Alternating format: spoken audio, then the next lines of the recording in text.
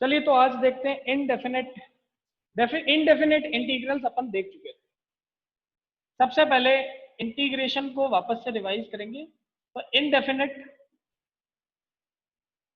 Integrals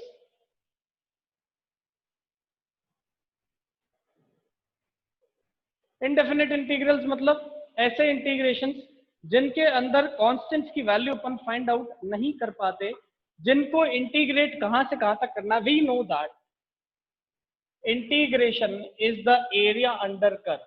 किसी भी curve के अंदर एरिया अगर मुझे फाइंड आउट करना है, किसी भी कर्व का एरिया अगर मुझे फाइंड आउट करना है, तो that area is calculated using the method of integration. उसी को अपन इंटीग्रेशन मेथड बोलते हैं। तो इंटीग्रेशन मेथड में एक्चुअल में अपन किया क्या, अपन ने स्लोप कैलकुलेशन में कर्व को बहुत छोटे छोटे पीसेस में डिवाइड किया था और अब इंडिविजुअल पार्ट का स्लोप निकाल लिया। ठीक है, उसको एक स्ट्रेट लाइन अज्यूम करके यहां पर भी अपन यही करते हैं। अपन इसके अंदर भी कर्व को बहुत छोटे छोटे स्ट्रिप्स में डिवाइड कर देते हैं एंड इन स्ट्रिप्स का एरिया निकाल लेते हैं। ठीक है, ऐसे छोटे छोटे स्ट्रिप्स अगर मैं डिवाइड कर दूं तो सारे स्ट्रिप्स का एरिया कैलकुलेट किया जा सकता है। देखिए ध्यान से देखो, this will be equal to what, this is x1, this is x2। Similarly यहां पर मेरे पास एक x3 भी आएगा। ठीक है, ऐसे मैं इसके n नंबर ऑफ पार्ट्स कर सकता हूं। किसके? फंक्शन के। मैंने फंक्शन को n नंबर ऑफ स्ट्रिप्स में डिवाइड कर दिया। एक स्ट्रिप की लेंथ निकालता हूं, तो एक स्ट्रिप की अगर मैं लेंथ निकालूं that will be x into d y. क्या किया मैंने? x into d y strip की लेंथ निकाल दी।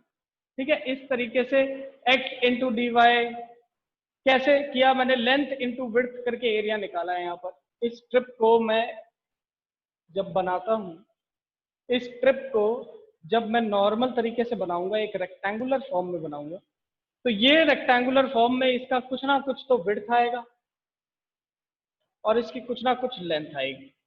सही बात है, इसकी कुछ ना कुछ लेंथ आएगी x। तो सिमिलरली अपन यहां पर भी देखते हैं। देखिए, इसका कुछ मैंने स्ट्रिप का विड्थ माना और कुछ यहां पर इसकी लेंथ आई।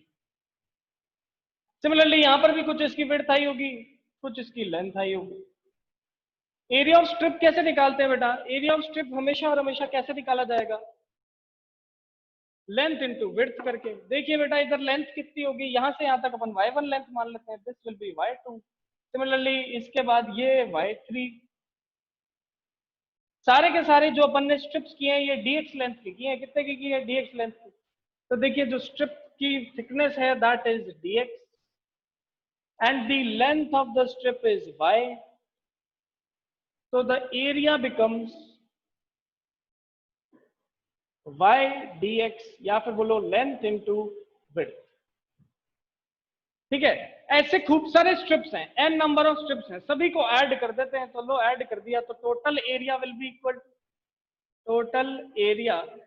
इक्वल टू क्या बनेगा बेटा? y1 dx plus y2 dx plus y3 dx and so on up to yn dx। इस तरीके से अपन टोटल एरिया निकालेंगे। सब में से कॉमन क्या आ रहा है? क्या कॉमन आ रहा है? मेरे पास कॉमन आ रहा है, देखिए y1 y2 y3 तो ब्रैकेट के अंदर रह जाएगा, कहां तक? yn तक। और बाहर कॉमन क्या आ जाएगा? dx। बेटा सभी को ऐड करते हैं, मैथ्स में सीखेंगे जब सब क्वांटिटीज को सीरीज में ऐड किया जाता है, यू विल अंडरस्टैंड इट।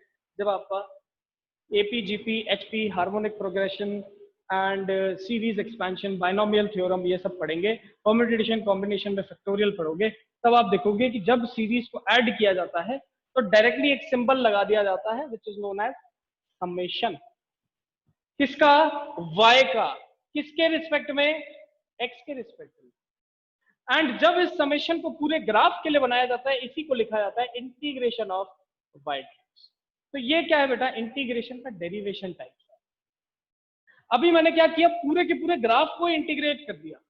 जहां से ग्राफ शुरू हो रहा था और जहां ग्राफ खत्म हुआ वहां तक मैंने पूरा इंटीग्रेशन कर दिया। This type of integration is known as indefinite integration. Indefinite integration में ना ही मुझे स्टार्ट पॉइंट पता है कहां से इंटीग्रेट करना शुरू करना है, और ना ही मुझे एंड पॉइंट पता है कहां तक करना है। पूरे के पूरे ग्राफ को जब मैं इंटीग्रेट करता हूं, that type of integration is known as indefinite integration, जिसके अपन ने खूब सारे फॉर्मूले देखे थे। ठीक है, क्या क्या फॉर्मूले थे ध्यान से देखें।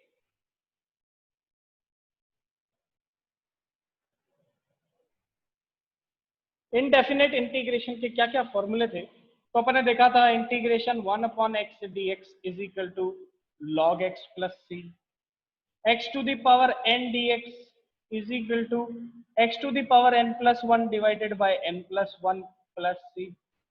सही है।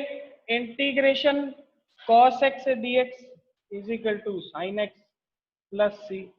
ये सब क्या है, इनडेफिनेट इंटीग्रेशंस हैं। इनडेफिनेट इंटीग्रेशंस का मतलब क्या हुआ, those integrations in which boundary limit या फिर कहां से कहां तक मुझे इंटीग्रेट करना है, ये चीजें नहीं गिवन है, तो डायरेक्टली मैं फॉर्मूला अप्लाई करूंगा और लास्ट में ऐड कर दूंगा सी इज ए कांस्टेंट। लेकिन हमें इनडेफिनेट इंटीग्रल्स पढ़ लिया है। Now we will study about definite integrals. हम ये देखना चाहते हैं कि अगर मुझे कोई कंडीशन दे दे कि हाँ भाई x इक्वल टू 1 से x इक्वल टू 3 तक इंटीग्रेट करना है, या x की वैल्यू a से b तक इंटीग्रेट करना है, तो व्हाट वी विल डू, ध्यान से देखिए, पहले उसका फॉर्मूला देखेंगे फिर एग्जांपल से समझेंगे।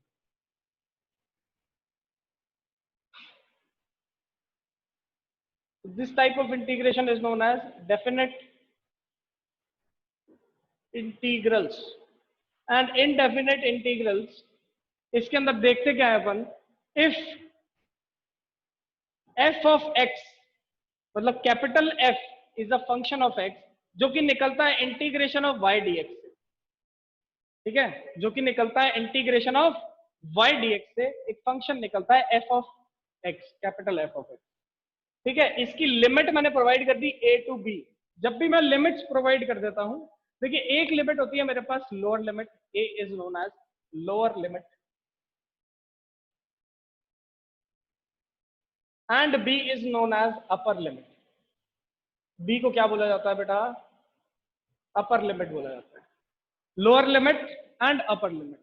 लोअर लिमिट और अपर लिमिट यहां पर क्या डिटरमाइन करना है कि इंटीग्रेशन या एरिया अंडर द कर्व कहां से कहां तक निकालना है। मान लो ये रहा मेरा इसका graph, this is the graph, और लिमिट मुझे दे दी x इक्वल टू ए से लेके x इक्वल टू बी, मतलब सिर्फ इसके बीच का एरिया निकालना है, अब आगे और पीछे से कोई मतलब नहीं है। तो यहां पर अपन को पता चल गया कि हाँ एक डेफिनेट कंस्ट्रेंट था, एक डेफिनेट एरिया था जहां का मुझे कैलकुलेट करना है। इसीलिए अपन ने इसको क्या बोला, डेफिनेट इंटीग्रल्स बोला, बिकॉज यहाँ पर अपन को बाउंड्री कंडीशंस प्रोवाइडेड रहती है। आइए ध्यान से देखिए, इसको सॉल्व करते हैं। When we solve this what we will get, जब मैं इसको सॉल्व करूंगा तो मेरे पास मिलेगा, देखिए integration y dx a to b।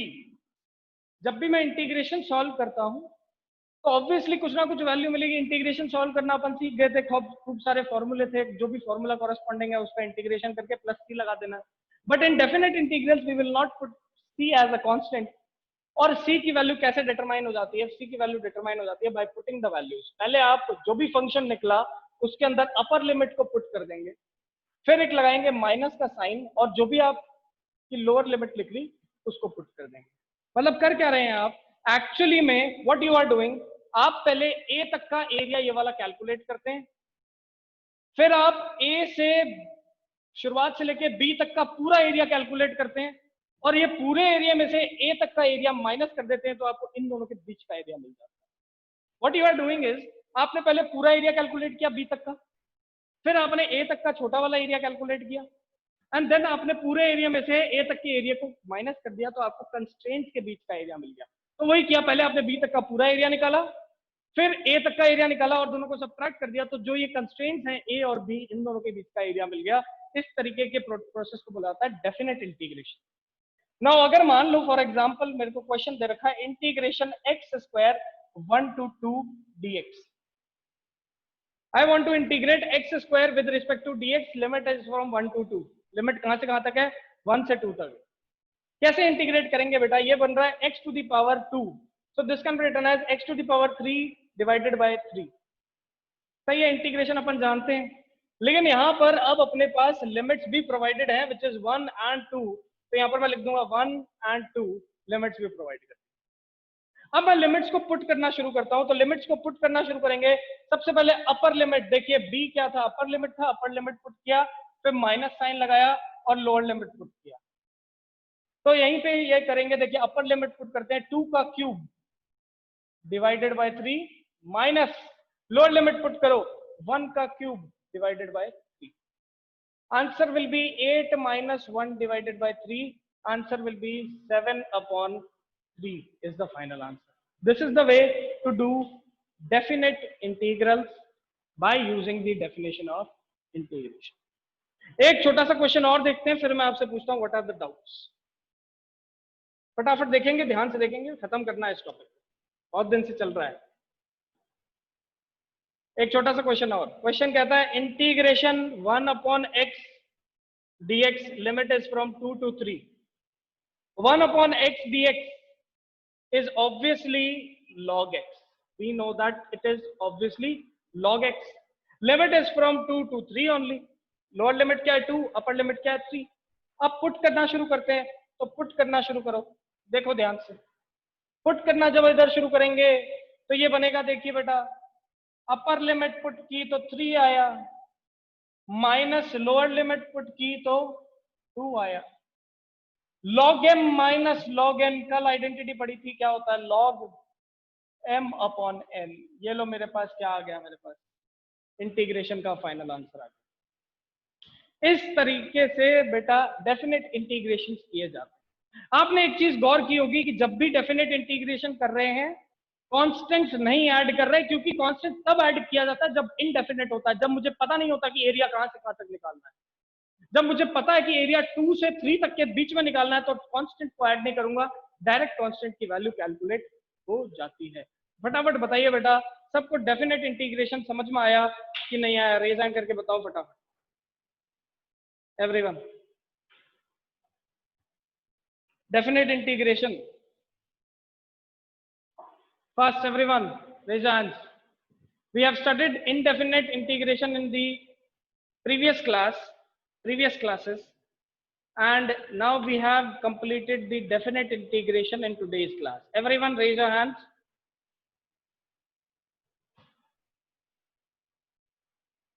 चलिए बेटा, वो बच्चे हाथ रेज करें अब जिनको कोई डाउट है, हैंड रेज करो, बाकी सब हैंड डाउन कर लें। जिनको कोई डाउट है सिर्फ वही बच्चे अब हैंड रेज करके बताएं। देखिए बेटा, क्वेश्चन लेता हूं एक और। Question is integration 0 to 2, integration करना है x square plus 2x plus 1 dx। I want to integrate this. ये x to the power n वाली इक्वेशन ही दिख रही है। डायरेक्ट इंटीग्रेशन करेंगे, देखो क्या बनेगा, this is x to the power 3 divided by 3, क्योंकि हम जानते हैं integration of x to the power n dx is equal to x to the power n plus 1 divided by n plus 1 plus c। तो वही put किया, x to the power 2 बन गया x to the power 3 divided by 3 plus 2x to the power 2 divided by 2 and plus x। Limit will be from 0 to 2। ये integration कर दिया है अभी मैंने। अब लिमिट पुट करूंगा क्योंकि ये डेफिनेट इंटीग्रल्स है। पुट करते हैं, देखिए 2 से 2 कैंसिल, अपर लिमिट को पहले पुट करो, तो ये अपर लिमिट को पहले पुट किया, क्या आया देखो, यहाँ पर आया 2 का क्यूब 8 डिवाइडेड बाय 3 प्लस 2 का square 4 plus 2 minus lower limit put करेंगे तो देखिए ये भी बन गया 0, ये भी बन गया 0 और ये भी बन गया 0। What is the final answer? The final answer is 8 by 3 plus 6, or we can say that this is 8 plus 18 divided by 3, सही है, and this is 26 by 3 is the final answer। तो इस तरीके से मैंने इंटीग्रेशन किया पहले इस फंक्शन का, फिर उसके बाद लिमिट को पुट की और लिमिट पुट करके फाइनल आंसर निकाला। बताइए बेटा शोएब, समझ में आया कि नहीं आया? हैंड रेज करके बताओ।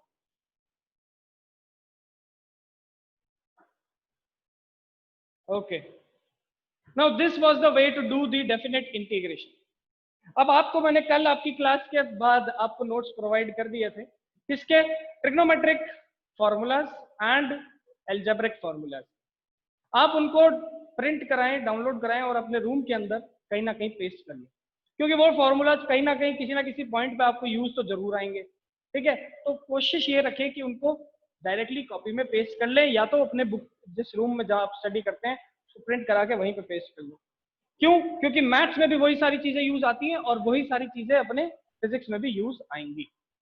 Now in today's class we are starting a new chapter, new part of physics which is known as kinematics, बच्चों ध्यान से देखना, समझने की कोशिश करना काइनेमेटिक्स होता क्या है। बहुत ही इंटरेस्टिंग टॉपिक है। अभी तक जो टॉपिक चल रहे थे वो बोरिंग टॉपिक थे। नाउ एक्यूरेट रिजल्ट्स और एक्यूरेट फिजिक्स जो है अब अपन पढ़ने वाले हैं। देखिए अभी तक तो क्या था, अभी तक हम सिर्फ तैयारी कर रहे थे कि फिजिक्स पढ़नी है, ठीक है। अब तैयारी हमारी पूरी हो चुकी है। हम डिफरेंशिएशन जानते हैं, हम इंटीग्रेशन जानते हैं, हम ट्रिग्नोमेट्री जानते हैं, ठीक है, हम यूनिट्स जानते हैं, डायमेंशंस जानते हैं, हम एरर निकालना भी जानते हैं। तो हमने तैयारी सारी कर ली। हमने ये देख लिया कि हाँ फिजिक्स को पढ़ना कैसे है वो सीख लिया है। अब फिजिक्स पढ़ना शुरू करते हैं। देखिए ध्यान। तो the heading will be kinematics.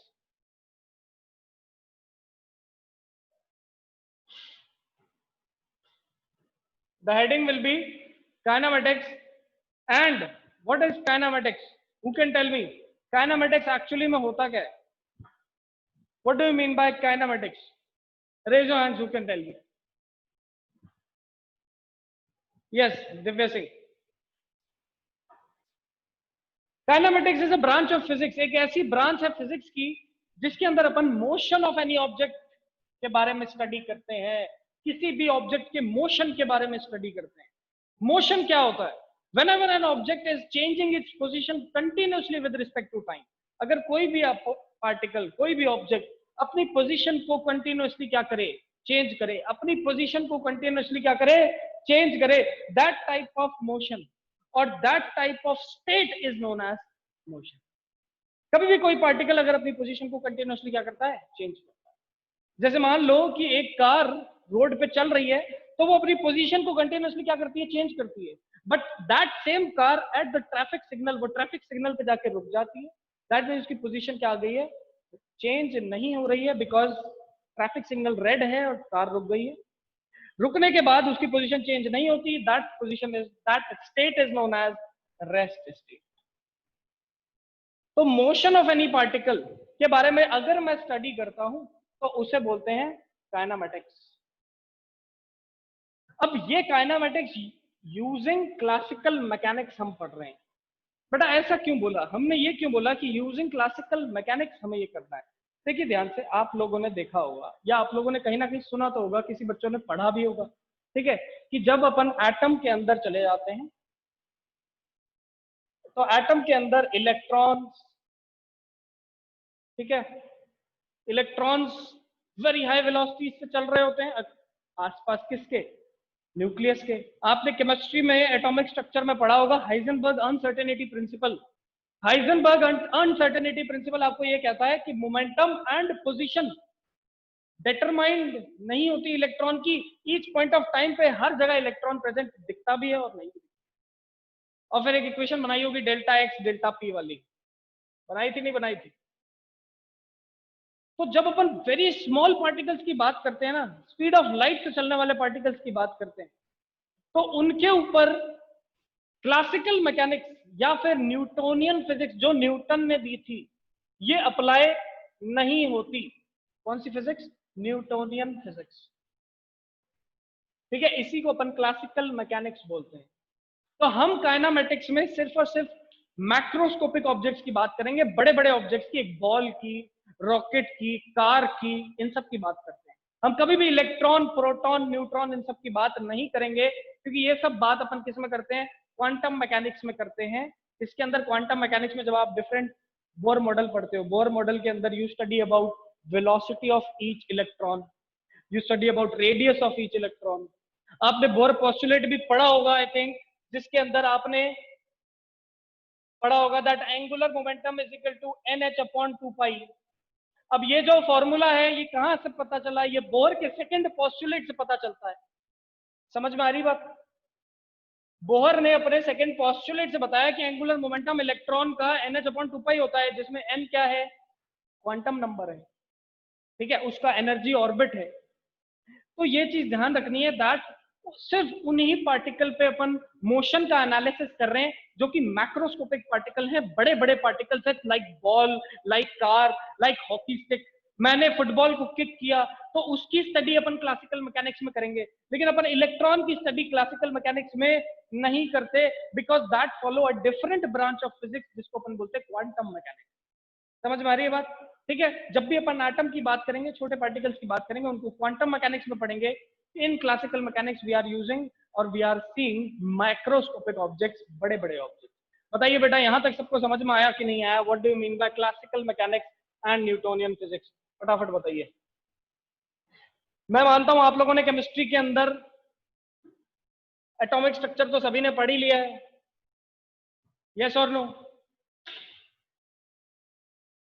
बताएंगे सभी लोग? रेज हैंड करके बताइए। First first. So what is the definition of kinematics? Kinematics की definition हो गई, it deals with the motion of that particle which is macroscopic, बड़े बड़े objects हैं, उनके मोशन के बारे में पता करना कि मतलब उन्होंने कितना डिस्टेंस ट्रैवल किया, कितना डिस्प्लेसमेंट ट्रैवल किया, उनकी स्पीड क्या थी, उनका पोजीशन वेक्टर क्या था, उनका एक्सेलरेशन क्या था, उनका पाथ कैसा दिखता है, ये सब चीज अपन किस में देखते हैं? काइनेमेटिक्स में।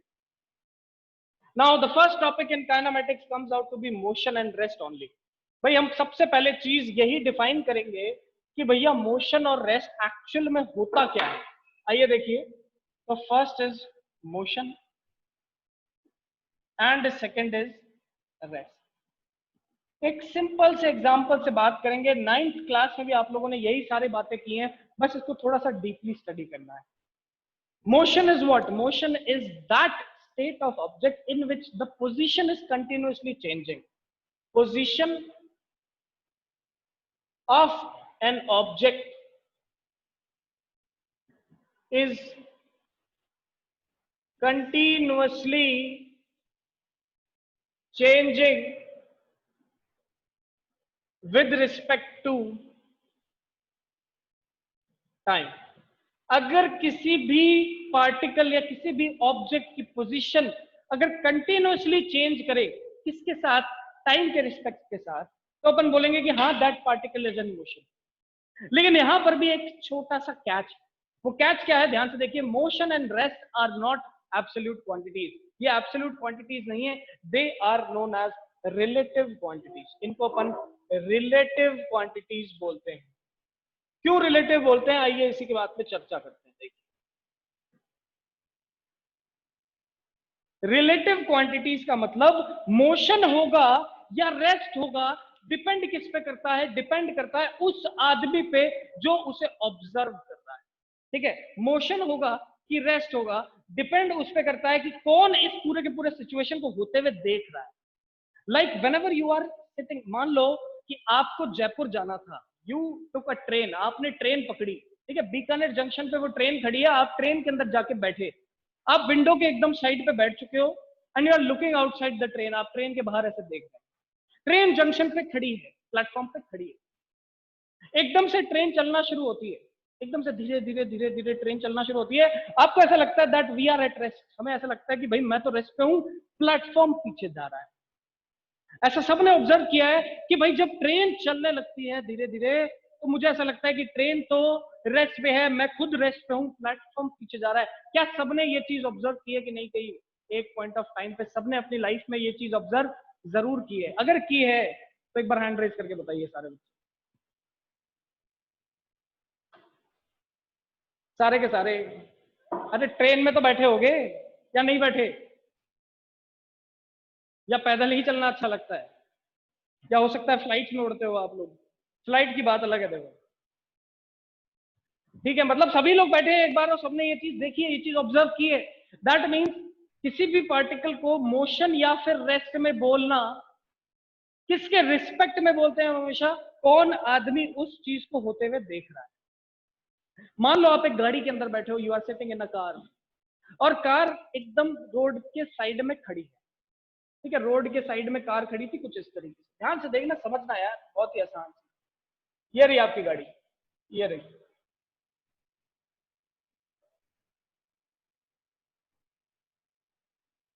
ये रही आपकी गाड़ी। ठीक है, एक गाड़ी क्या है, रोड के किनारे खड़ी है, ये लीजिए, रोड के किनारे खड़ी है और यहां पर मैं भी खड़ा हूं। मैंने इधर से देखा, आप भी किस पे दिखे, रेस्ट पे दिखे। क्यों? Because you were sitting in the car and the car was at rest.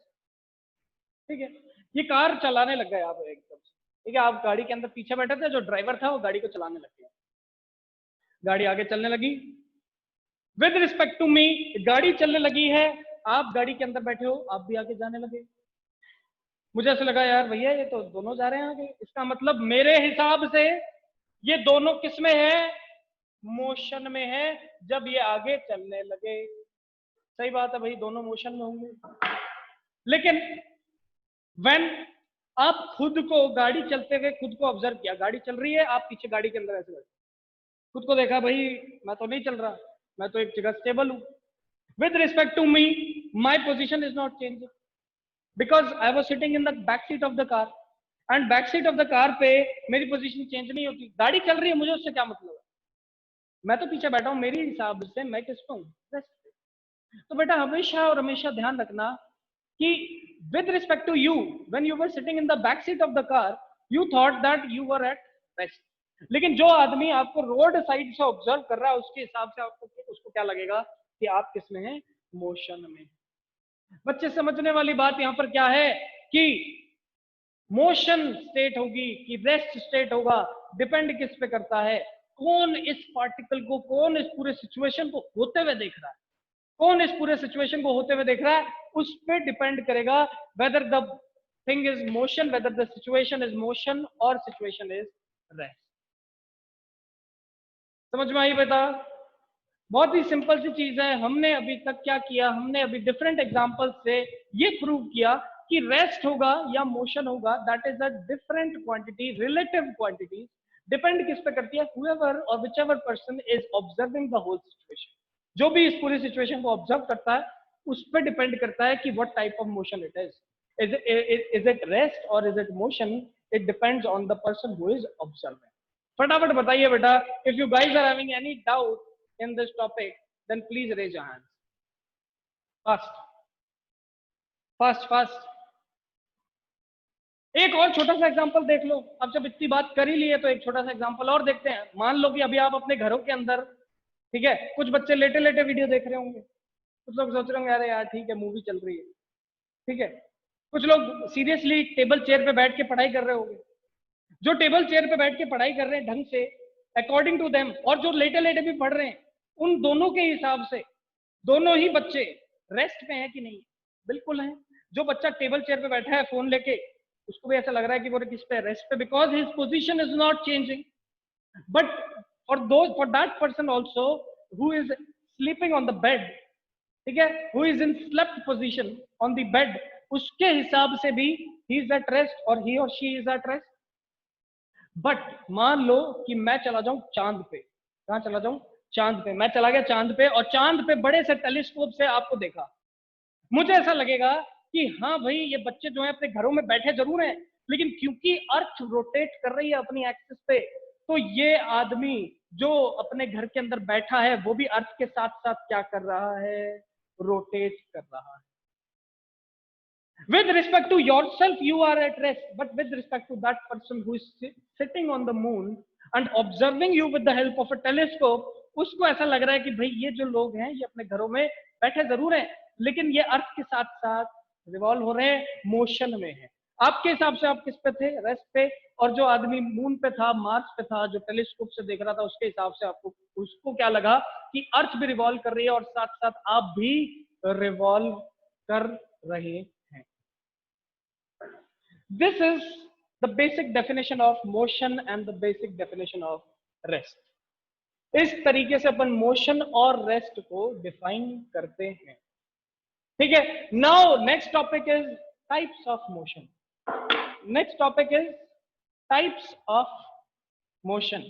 कितने टाइप मोशन के हमें पढ़ने हैं, कितने टाइप मोशन के हमें पढ़ने हैं, वो सारी चीजें अब अपन देखेंगे। तो फटाफट बच्चे, अगर मोशन और रेस्ट की आप लोगों को फील आई, समझ में आया, तो फटाफट एक बार हैंड रेस करके बताइए कि हाँ सर समझ में आ गई है। दिमाग में फिट हो चुकी है बात, ठीक है? अब दिक्कत इसमें नहीं आएगी।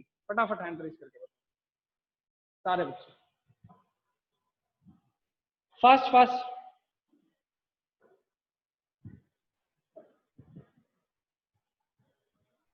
11th का कोर्स 12th क्लास के कोर्स से ज्यादा होता है।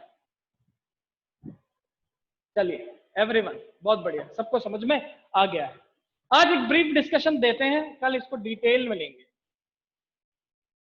सबसे पहला मोशन जो अपन स्टडी करेंगे दैट इज रेक्टिलिनियर मोशन।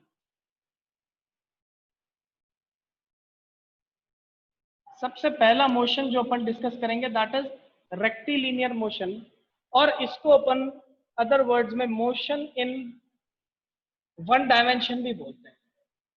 क्या बोलते हैं? Motion in one dimension. Next will be motion in two dimension, motion in two dimensions. Motion in two dimensions में we'll study about circular motion and we will study about projectile motion. Then we will study about motion in three dimensions. Motion in three dimensions. और motion in three dimensions में जो सबसे basic और सबसे important जो आता है वो आता है रोटेशनल मोशन। ठीक है बेटा, ये सारे टाइप के मोशन होते हैं। इसके अलावा भी कुछ टाइप के मोशन होते हैं, जैसे कि वाइब्रेटरी मोशन, ठीक है, इसको ऑसिलेटरी भी बोला जाता है। आप लोग ऑसिलेटरी और वाइब्रेटरी मोशन देखते हैं गैसेस के अंदर, मॉलिक्यूल्स ऑफ गैस देखते हैं। जब आप थर्मोडायनेमिक्स पढ़ोगे उसके अंदर और अच्छे से इस चीज को देखोगे, vibratory motion, what is the potential energy, what is kinetic energy, इन सब चीजों की बात करेंगे अपन, ठीक है? तो ये डिफरेंट टाइप्स ऑफ मोशन रहते हैं अपने पास। Now we will study understanding about rectilinear motion. नाम से पता चल रहा है वन डायमेंशन मतलब एक स्ट्रेट लाइन, एक स्ट्रेट लाइन की बात करी जाएगी।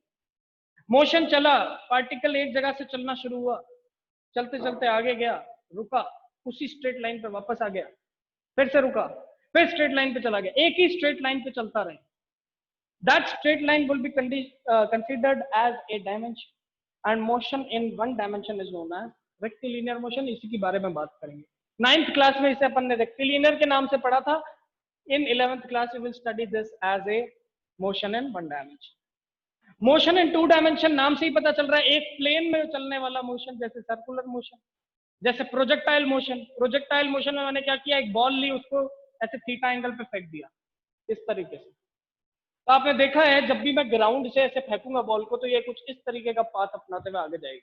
आप कभी फेंक के देखना ऐसे टेढ़ा, बॉल कुछ इस तरीके से जाएगी। क्रिकेट मैचेस में अपन ने देखा है, फुटबॉल मैचेस में अपन ने देखा है, बॉल कुछ इस तरीके का पाथ करके चली जाती है। This type of motion is projectile motion. Rotational motion, नाम से ही पता चल रहा है कोई बॉडी अपनी एक्सिस पे क्या करे, रोटेट करे, इन सबको रोटेशनल मोशन में पढ़ेंगे। वाइब्रेटरी क्या करेगी, मेन पोजीशन के अबाउट ऑसिलेट करेगी, उसको वाइब्रेटरी या ऑसिलेटरी मोशन बोलेंगे, ठीक है? तो बेटा आज की क्लास में अपन ने क्या देखा, टाइप्स ऑफ मोशन देखिए। सारे टाइप्स ऑफ मोशन को अपन ने डिस्कस किया है briefly. Tomorrow we will discuss in detail. फटाफट बेटा, एक अगर आज की क्लास आपको सब कुछ समझ में आई, अगर सारी चीज क्लियर है तो एक बार हैंड रेज कर दो and we will finish the class. We will see you tomorrow in the next class. Any doubts, अगर आपको कोई भी आते हैं, कोई भी डाउट्स आते हैं बेटा, तो आप लोग मुझे कॉल करके पता कर सकते हैं, मैं आपके सारे डाउट्स क्लियर कर दूंगा। वेदर इट भी कोई भी बुक से भी डाउट हो, कोई दिक्कत नहीं है, अपन आप कॉल करके पूछ सकते हैं।